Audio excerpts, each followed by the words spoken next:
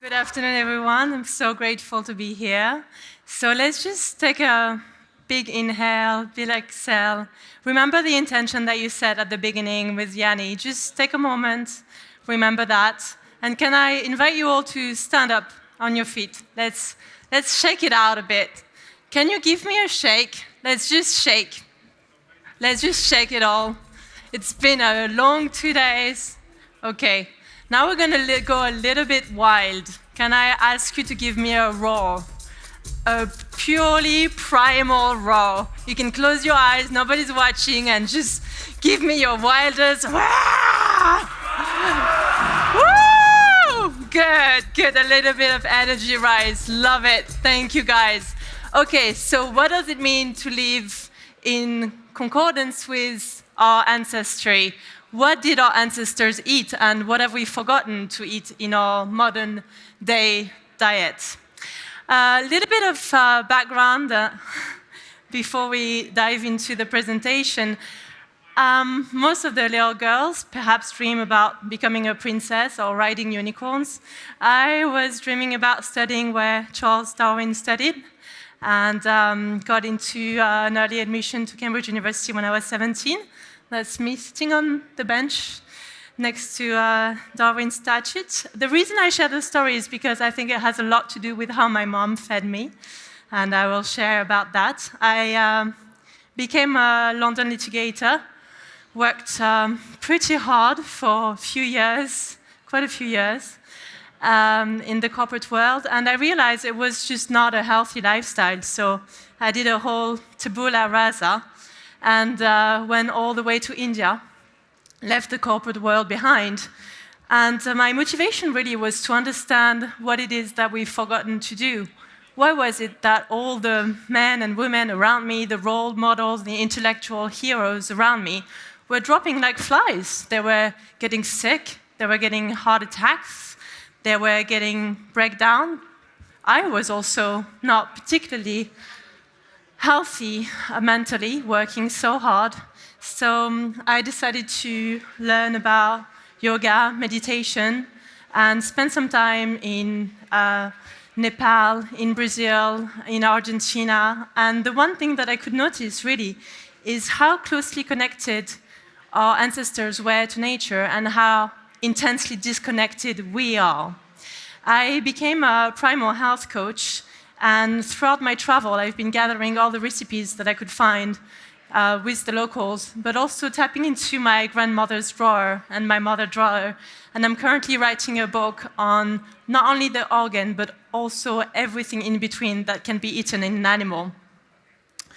One thing that I did notice about our modern day way of living is that we're widely overnourished, but very much suffering from nutrient deficiency.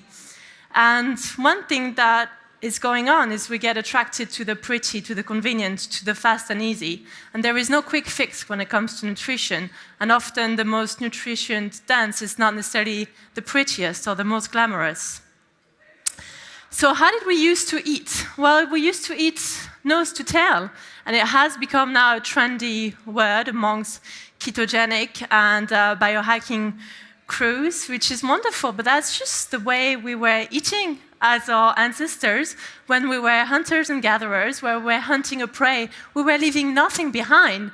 There were no losses really in the animal. Everything was eaten. And those are the odd bits, and we call them the offal because they literally are chopped off by the butcher and off they fall. That's where it comes from.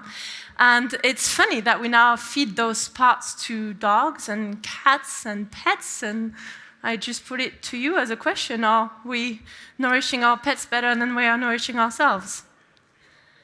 Now, what are offals? They are everything in between. So if we start from the head, we're going to have the nose, we're going to have the cheeks, the tongue, but also the eyes, the ears. We talk a lot about the heart, the liver, the kidney, but there is also all the visceral fat, all the stomach lining, the pancreas, the spleen. We can also eat the testicles, And the bones, the tendons, I can see a few faces in the audience. But I guess this is the reason why I'm standing in front of you today, and that's really my mission statement, making organ be sexy again. Why not? So let's have a think about our ancestors when they were hunting. We know that they praised the organ as the most valuable piece in the animal. When the hunters, the male, were gone, when they came back, they had already taken the heart or the liver. And if we look at other mammals and we look at the kingdoms of the animal, we know that the wolves also go straight for the organ first before going into the muscle meat.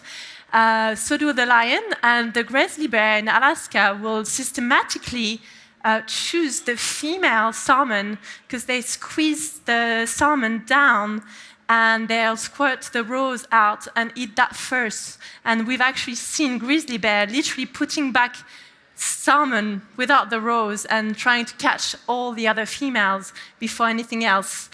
Animals know best. Now, gentlemen, the next slide might be slightly uncomfortable to watch. I've warned you. Testicles are the favorite bite when it comes to lion and lioness. And it's not just so much to stop the prey, it really is because of the nutritional value. Mother Nature knew best, had millions of years of evolution, and now we talk about supplementation and bioactive compound, but the whole food is whatever is in the whole beast. Now, we know that organ meat in their whole food form our bioactive compound, which means they are anti-inflammatory, they will boost your immune system as well. And when we talk now about multivitamins, we often think about vitamin C, we think about those orange drinks, we maybe think about super smoothie or kales, green juices. I would say that the organs, the offals, are our ancestors' multivitamin. They didn't have all the fancy brand that we now have, but they knew where to get their vitamins from. Organs and offals are the pound-for-pound champion. This is actually a boxer pound-for-pound champion. They are the most nutrient-dense food on the planet.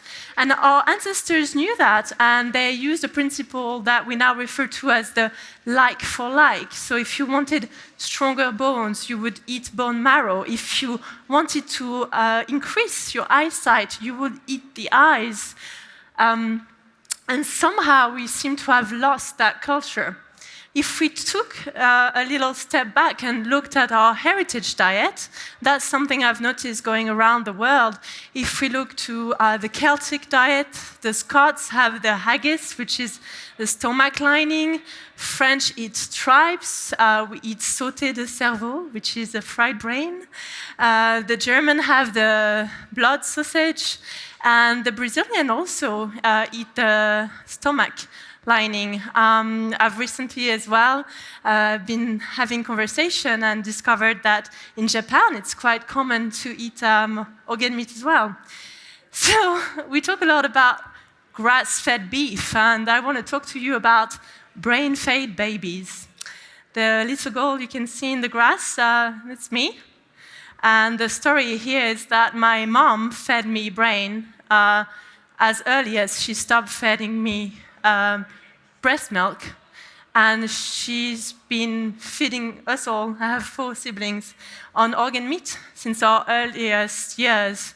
And yeah, I can see a few faces, but I still thank her to date. I think it had a lot to do with my metabolism and my immune system, and I've been traveling far and wide, and was warned every time going to India on my own not to leave any hotels, and I was living in an ashram and was eating street food like the locals, and never got sick. So this is me. I recently lived in an Indonesian island that was 5 kilometers wide, 5 kilometers long for 5 months. And I was mainly eating fish bones, fish heads, fish skin, and chicken feet, as well as chicken liver. Now, I'll grant it to you, they did think I was a witch.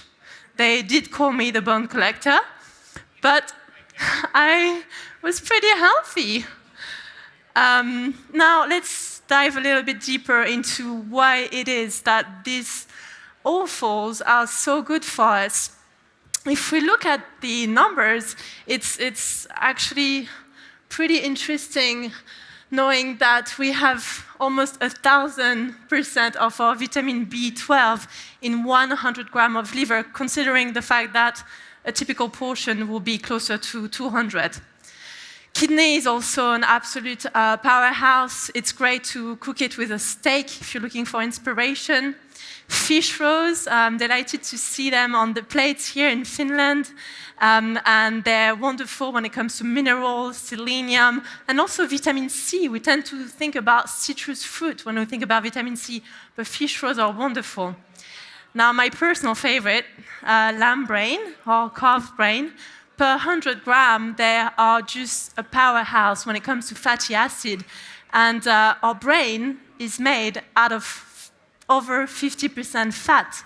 Our hormones are made from the fat, and our cell membrane are all fat. We are the fat that we eat. Now, we always talk about brain food, and more often than not, I'm being invited to eat walnuts, and it just makes me laugh a little bit, considering I was raised on brain, because I think the real brain food is brain. If we compare the ratio of omega-3 to omega-6 in walnut and brain, I think the numbers speak for themselves. We have a ratio of under 3 for walnuts and over 30 for lamb brain. And we know that omega-3 are the anti-inflammatory omegas, and omega-6 can be pro-inflammatory. So an invitation here, next time you feel brain fried or a little bit foggy, maybe fry some brain. Now, gentlemen, we know that we like to hack everything that we can as biohackers, and I've seen so many of you putting the red lights on your private part. So my suggestion would be, as well as doing that, of course, which is a wonderful hack, why don't you up your daily consumption or weekly consumption of organ meat? There's been studies showing that men that eat organ meat regularly have a higher sperm count. So maybe, ladies, we can all get by the kitchen and grab a cookbook to keep our men healthy. Organ meat also comes with a lot of fears, and I hear a lot of pushback when I invite people to include organ meat in their diet. And it has a lot to do with, but hold on, the liver is a filter. If it filters toxin, I'm going to eat the toxin. And it's actually the exact opposite. It's because the liver is acting as a filter toxin that it is such a powerhouse. It has the capability of filtering those toxins.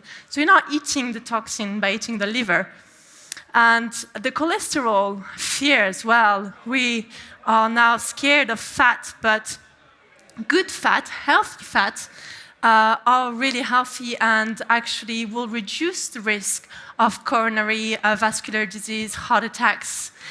The thing that is a reality about the fears or concern around organ meat is the source. It is really important to make sure that you are going to eat the organ meat or the offals that come from an animal that has been well fed and not with antibiotics or grains.